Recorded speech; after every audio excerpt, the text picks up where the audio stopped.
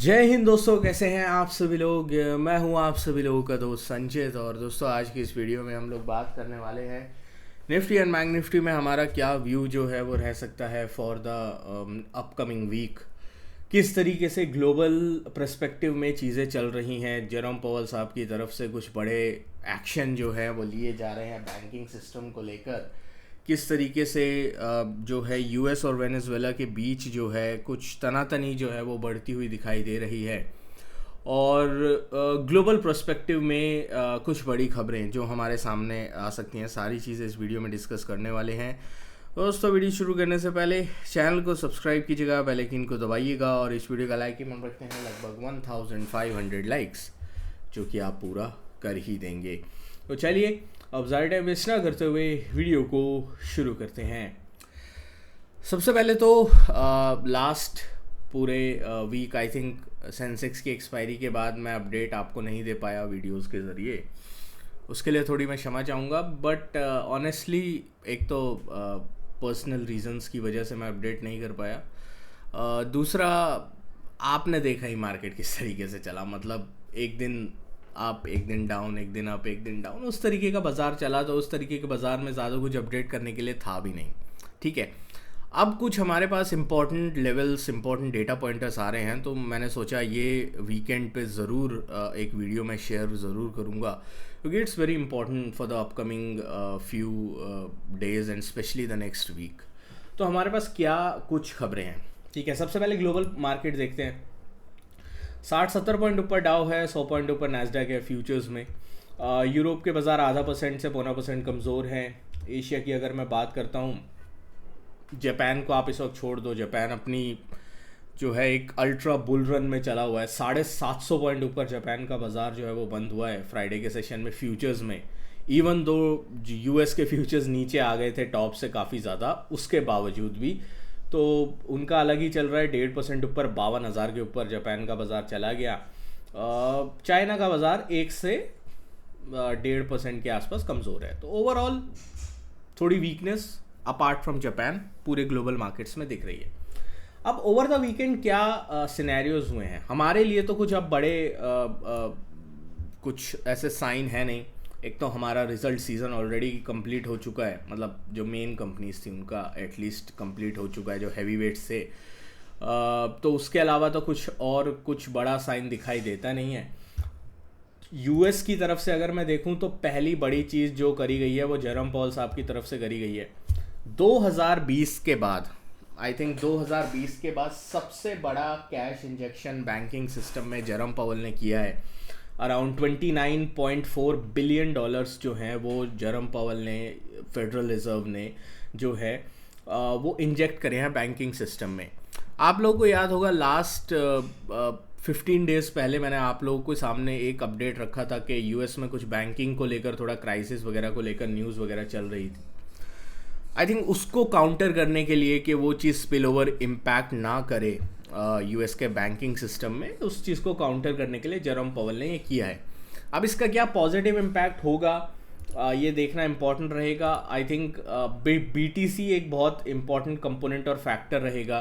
तो बीटीसी के ऊपर आपको नज़र रखनी है, स्पेशली आज रात से, कि बीटीसी जो है क्या इसका एक कुछ पॉजिटिव इम्पैक्ट दिखाता है कि लिक्विडिटी तो इंजेक्ट हुई है भाई। ठीक है, लिक्विडिटी तो गई है बाज़ार में।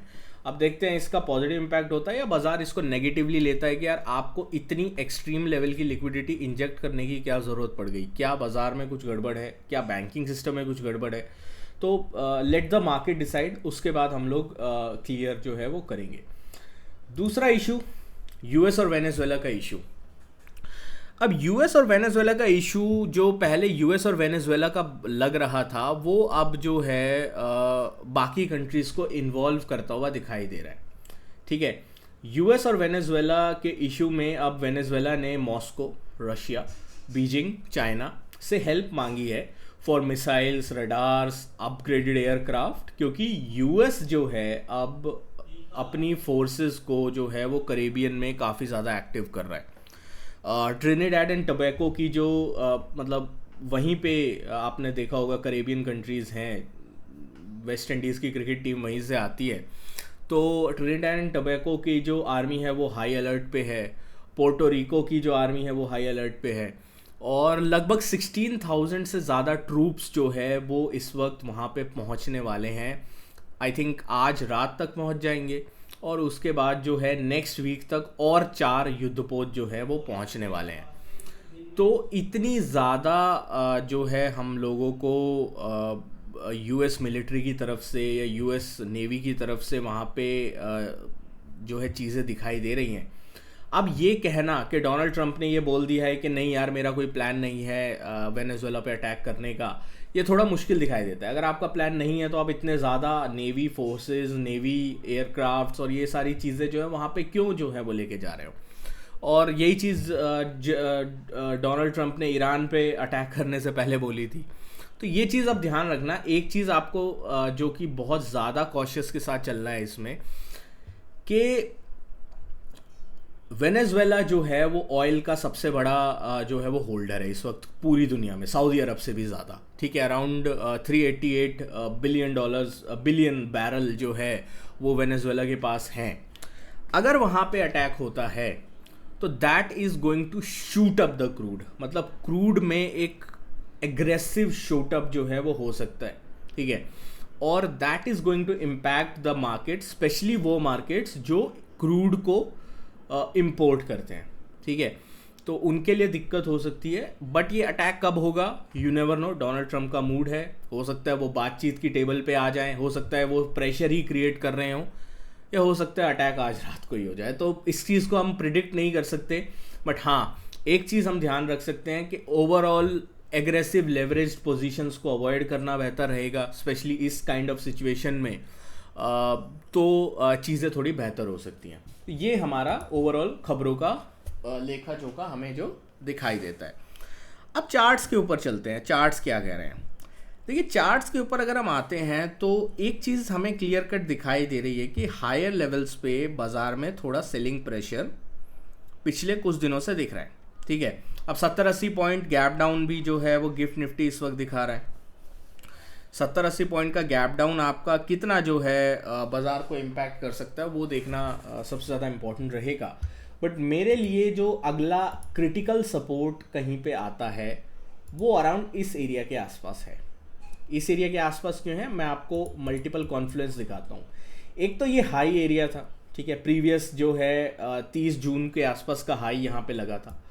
दूसरा, अगर आप देखो तो यहाँ पे एक इस तरीके की कैंडल, मतलब काइंड ऑफ डोजी हैमरिश कैंडल जो है हम लोगों को देखने को मिल रही है। ठीक है, तो इसमें क्या क्लियर चीज़ दिखाई दे रही है कि सेलर्स ने यहाँ पे अटेम्प्ट किया था, बट 600-625 के एरिया पे सपोर्ट मिलके बाजार ने गैप अप करके ऊपर जाने की कोशिश करी है। तो अब आपका जो क्लियर कट और इम्पॉर्टेंट सपोर्ट होगा वो होगा 25,600-620 का। अगर बाजार में फ्रेश ब्रेकडाउन आना है तो टेक्निकली इस सपोर्ट को बाजार तोड़ेगा, और उसके बाद जो है मोस्ट प्रोबेबली इस एरिया तक एक बार दोबारा से आएगा। दैट इज 420 से 375 का एरिया, यहाँ तक एक बार के लिए दोबारा से रिविजिट बाजार की तरफ से हो सकता है। तो इस चीज़ का हमें थोड़ा ध्यान रखना है। ठीक है, इंपॉर्टेंट सपोर्ट्स और इंपॉर्टेंट सपोर्ट्स के बाद कहाँ पे बाजार जा सकता है उस चीज़ की नज़र हम लोग रखेंगे। ऑन द अपसाइड में क्लियर कट है, गैप डाउन हो रहा है, तो उसके बाद थोड़ा अवॉइड ही रहेगा कि अपसाइड का कोई लेवल निकले। बट एक लेवल आपको ध्यान रखना है, वो है 25,770-775। अगर इसके ऊपर निकलता है तो ये दोबारा से अच्छी रैली की तरफ बाजार जो है वो बन सकता है। बैंक्स की बात कर लेते हैं। Again similar kind of structure, double topish pattern banks में भी दिखाई दे रहा है। बैंक्स के लिए जो इम्पोर्टेंट सपोर्ट है, एक तो पहला ये, ठीक है, ये सपोर्ट होगा हमारा 57,600-650 का। दूसरा जो क्रिटिकल सपोर्ट होगा वो होगा 57,450 का। तो बड़ा क्रैकडाउन अगर बैंक्स में आना है तो वो 57,450 के नीचे ही आना है। वो कोई खबर की वजह से, जैसा यूएस वेनेजुएला का चल रहा है, उसकी वजह से आया तो आया। बट अगर बाजार जो है सही में ब्रेकआउट करने की तैयारी कर रहा है, सही में चार्ट पैटर्न्स को रिस्पेक्ट करने की तैयारी कर रहा है, तो इन लेवल्स पे हो सकता है बाजार एक बार सपोर्ट लेने की कोशिश करे। तो थोड़ा ध्यान रखेंगे। सेंसेक्स की अगर मैं बात करता हूँ, एक बार के लिए सारी ड्राइंग्स रिमूव करूँ तो सेंसेक्स में थोड़ी ज़्यादा वीकनेस मेरे को दिखाई दे रही है। रीज़न बीइंग, ये जो 30 जून का हाई था, जो मैंने अभी निफ्टी में आप लोगों को दिखाया था, अराउंड 30 जून का हाई, उसके नीचे सेंसेक्स ने ऑलरेडी क्लोजिंग दे दी है। ठीक है, अब अगला जो ढंग का डिसेंट सपोर्ट आता है वो करीब इस एरिया के आसपास आता है, जो कि 83 600 700 का जोन, ठीक है, 600 700 के जोन के आसपास आता है। तो इस चीज़ का थोड़ा ध्यान रखेंगे हम लोग। ऑन द अपसाइड में 84,150 एक इम्पॉर्टेंट लेवल रहेगा। तो इम्पॉर्टेंट लेवल्स क्या रहेंगे सेंसेक्स में? अगर हम 84,150 के ऊपर सस्टेन करते हैं we can see a decent upside, ठीक है। और ऑन द डाउन साइड में 84,150 के ऊपर निकलते हैं तो we can see a decent upside. 83,700 के नीचे we can see a decent downside. तो इस दोनों लेवल्स को हम लोग को ध्यान में रख के चलना है। तो आशा करता हूँ वीडियो आपको पसंद आई होगी। वीडियो पसंद है तो वीडियो को लाइक कीजिएगा। मिलता हूँ आपसे नेक्स्ट वीडियो में। Thank you so much for watching guys. जय हिंद, वंदे मातरम।